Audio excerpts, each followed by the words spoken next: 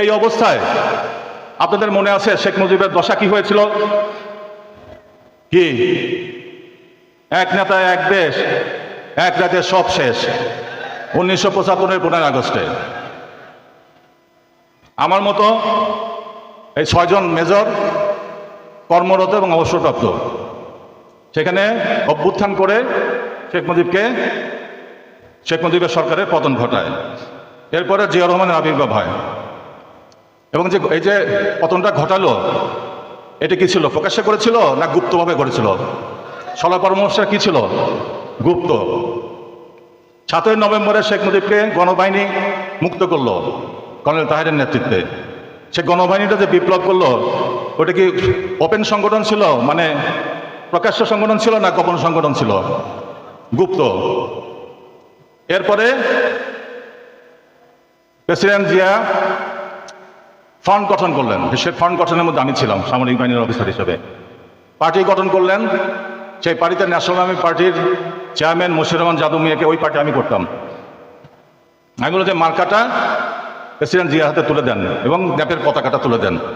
এই হলো ধানের শীষের আগমন বিএনপির। কোথা থেকে কোথায় আসলো মার্কা?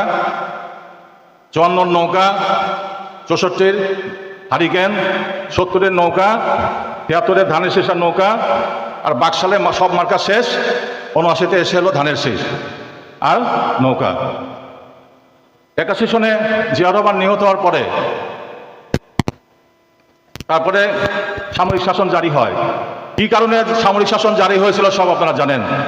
ওই সময়ে জিয়া রহমান নিহত হওয়ার পরে বিএনপির এমন কোনো কুকীর্তি করে নাই। চাঁদাবাজি রাজনীতি এখন যে দেখছেন না, ওটা ওই সময় করেছিল। তার পরিণতিতে সামরিক শাসন জারি হয়। সামরিক শাসন জারি হওয়ার পরে 90-তে একটা আন্দোলন হয়, বলে গণঅভ্যুত্থান। সেখানেও কিন্তু গুপ্ত কাজ ছিল।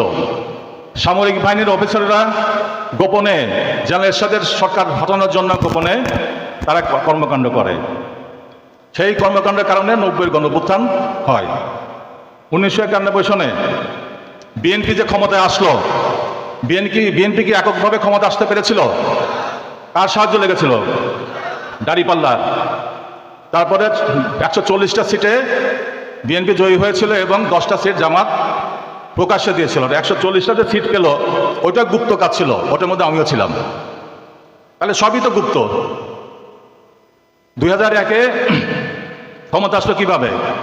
4 দল গঠন করলাম। সেই 4 দল গঠনের প্রক্রিয়ার মধ্যে আমি ছিলাম। সেই 4 দলের নির্বাচনে 2001-এ আমি চৌহালি এবং সাজাদপুরের অংশে নির্বাচিত হই। 2008-এ এখানে আপনাদের কাছে ভোট চাইতে এসেছিলাম। 2014 পর্যন্ত এই দাঁড়িপাল্লা আর ধানের শীষ ঠিক ছিল। 2015-এর পরে বিএনপির মাথায় ভূত চাপলো যে জামাতে ইসলামকে সরাতে হবে। ওরা যুদ্ধাপরাধী, ওরা পাকিস্তানের পক্ষে, ওরা এই সমস্ত দালাল, এই সমস্ত। তার পরিণতিতে কি হলো? জামাতের আমির মতিউর রহমান নিজামী সাহেবের ফাঁসি হলো 2016 সনের। এমনিভাবে অন্যান্য নেতাদের ফাঁসি হয়ে গেল। আর বিএনপি কি করলো? প্রতিবাদ করেছিল, অথচ ক্ষমতায় কারা নিল? জামাতে ইসলাম। 1979 সনে ইসলামী শক্তি প্রেসিডেন্ট জিয়াকে সহায়তা করেছিল। 1991-তে, 2001-এ, 2008-এ। তারপরে বিএনপি জামাত ইসলামের নেতাদের ফাঁসির কাস্টে ঝোলানো থেকে যে আন্দোলন করতে হয়, সে আন্দোলন করে নাই। কি করলো? অপর থেকে জামাত ইসলামকে দূরে সরিয়ে দিল। এখন জামাত ইসলাম কি করবে? জামাত ইসলাম আস্তে আস্তে গোপনে গোপনে কাজ শুরু করলো। আর শিবির তারা কি করলো? তারাও গোপনে গোপনে কাজ শুরু করলো। আর আমি যে 4 দল করে দিয়েছিলাম, সব অত্যাচারের খড়গ আমার উপরে এসে চাপলো। আমি কি প্রকাশ্যে লাফালাফি করব? ফেসবুকে বলে, যার বয়স 17 হয় নাই, সে ফেসবুকে লেখে 17 বছর কোথায় ছিলেন? লেখে না? আমি 17 বছর কোথায় ছিলাম? 2005-এ তো আমি সিরাজগঞ্জ জেলার বিএনপির যুগ্ম আহ্বায়ক ছিলাম। 2012 পর্যন্ত কমিটি করেছি। 2014 নির্বাচন প্রস্তুতি ছিল। 2015-তে যখন বেগম জিয়ার সঙ্গে আমি এই কথাবার্তা হলো, আমি যে আপনার পার্টিতে সরকারি গোয়েন্দা সংস্থার লোক আছে, আপনার এখানে আসা নিরাপদ না। তাই সেখানে আমরা সবাই কী হলাম, জামাতে ইসলাম ধীরে ধীরে গুপ্ত হলো, শিবির গুপ্ত হয়ে গেল, দেশের স্বার্থে কাজ করার জন্য সকলেই গোপনে কাজ শুরু করলো। এটাই নিয়ম। ফ্যাসিবাদ স্বৈরাচারের বিরুদ্ধে প্রকাশ্যে আন্দোলন করে পতন ঘটানো যায় না। পৃথিবীর কোথাও এই ঘটনা ঘটে নাই। ভিয়েতনামে, কম্বোডিয়ায়, লাওস, রাশিয়ায়, চীনে সব জায়গায় গোপন সংগঠনের মাধ্যমেই বিপ্লব সংগঠিত হয়েছে। 2024-এর ছাত্রনেতারা যেটা করেছিল ওটাও বিপ্লব, ওটাও গোপন সংগঠন ছিল প্রথমে, পরে প্রকাশ্যে এসেছে। তার পিছনে ছিল কারা? ওই যে গুপ্ত বলে না শিবির, শিবির পিছনে ছিল। শিবির যদি সমর্থন না দিত 2024-এর গণঅভ্যুত্থান অথবা বিপ্লব হতো, তাহলে গুপ্ত বলে কি লাভ? যারা গুপ্ত বলে তাদের লেখাপড়া নাই, তারা আমি যে কথাগুলো বললাম এই ইতিহাস তারা জানে না। কোনো বক্তৃতা শুনেছেন আমি যেগুলো বললাম তারা বলেছে কখনো? তারা আপনারা ইন্টারনেটে দেখেন, এগুলো সব তথ্যখানে আছে, কিন্তু তাদের এগুলো জানা নাই, যে কারণে বিএনপি 20 বছর ক্ষমতা আসতে পারে নাই। এখন ওই বিপ্লব করলো ছাত্রদের নেতৃত্বে, আমরা সহায়তা করলাম, আমরা সামরিক বাহিনীর অবসরপ্রাপ্ত অফিসাররা আমরা মাঠে নামলাম, কিন্তু এর ফসল লুটলো কে? এর ফসল কে লুটলো? 1.5 বছর কি করেছে? 1.5 বছর তারা কি করলো? খায় দায় করিমালি মোটায় জব্বর।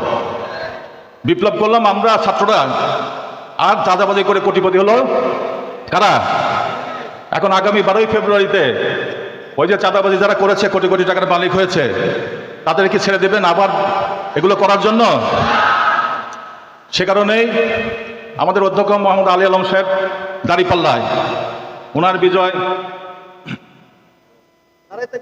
ওনার এই মার্কায় আপনারা ভোট দিয়ে বিজয় করবেন এবং এই বিজয়কে সুসংহত করার জন্য আপনারা জানেন আলের মায়ের মার্কা, 12 তারিখের মার্কা। আপনারা জানেন যে এর মধ্যে আমি চোহালিতে, তারপরে গতকালকে গিয়েছিলাম পাবনা 1-এ মতিউর নিজামী সাহেবের ছেলের পক্ষে, দেখছেন তো আপনারা না? ইনশাল্লাহ উনি জিতবেন। আমি গেছি ওখানে, ওরা বললো যে আজকে সকালে টেলিফোন করেছেন, হাওয়া পাল্টে গেছে সুজানগরে, আজকে সকালে গেছে সাজাদপুরে এনসিপির প্রার্থী ওই সাইকের ওখানে, এখানে শাপলাকলি, তারপরে সিরাজগঞ্জ সদরে আমি থাকি, ওখানে হাওয়া ঘুরে গেছে। তারপরে এখন যাবো পাবনা সদরে অধ্যাপক ইকবাল সাহেবের ওখানে, উনি দাঁড়ায় আছেন রাস্তায়। এগুলো করছি কেন? যাতে দাঁড়িপাল্লার এবং শাপলাকুলির জোয়ার আসে, 11 দলীয় জোটের প্রার্থীদের পক্ষে জোয়ার আসে, যাতে আপনাদের প্রার্থী অধ্যাপক মোহাম্মদ আলী আলমের বিজয় সুনিশ্চিত হয়। এই যে ঘুরে ফিরে এতগুলো কাজ করলাম, ওদেরও উপকার হলো, আপনাদেরও উপকার হলো, ঠিক না? এই যে এত পরিশ্রম করে, দিন রাত পরিশ্রম করে 30 তারিখ থেকে আজকে কত, 7 তারিখ, আমি নির্বাচন তো এইভাবেই করি, আপনারা জানেন। 4-5 দিনের বেশি আমি নির্বাচন কখনোই করি নাই।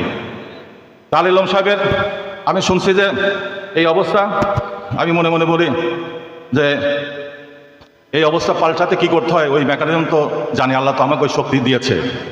আর 1964 সন থেকে নির্বাচনের কাজই আমি করি। কত বছর হলো? 60 বছর না কত? এই 60 বছরে নির্বাচনই করি। আর প্রশাসন নিরপেক্ষ থাকবে। আর যে কারা ভোট কাটার কথা বলে, প্রশাসনের ভয় দেখায় যারা দুর্বল, যাদের কোনো সমর্থন নাই। আমরা কি প্রশাসন করি? আমরা কি ভোট কাটার কথা বলি? আমরা কি মানুষের সঙ্গে দুর্ব্যবহার করি? আমরা কি তাদের টাকুমাকু চুরি করি? আমরা কি চাঁদা চাই? আমরা কি মেয়েদের সঙ্গে অসৎ ব্যবহার করি? তাহলে আমাদের ভয় কিসের? সুতরাং জনগণ আমাদের পক্ষে আছে। আপনারা সবাই ঐক্যবদ্ধ থাকবেন। আগামী 12ই ফেব্রুয়ারি ইনশাল্লাহ দাঁড়িপাল্লায় বিজয় হবে এবং আপনারা অধ্যক্ষ আলী আলম সাহেবকে এমপি হিসেবে দেখতে পারবেন, যাতে আমরা সকলে মিলে ঐক্যবদ্ধভাবে এই বেলকুচির তাঁত শিল্পের উন্নয়ন ঘটাতে পারি। আপনারা জানেন এনায়তপুরে আমি হাট করেছি একটা তাঁত শিল্পের প্রসারের জন্য। বেলকুচির হাটের উন্নয়ন হবে আমাদের দ্বারা এবং তাঁতিদের ভাগ্যের পরিবর্তনের জন্য আমরা সকল কর্মকাণ্ড গ্রহণ করব। আপনাদের সকলকে ধন্যবাদ। আল্লাহ হাফেজ। ইনকিলাব জিন্দাবাদ।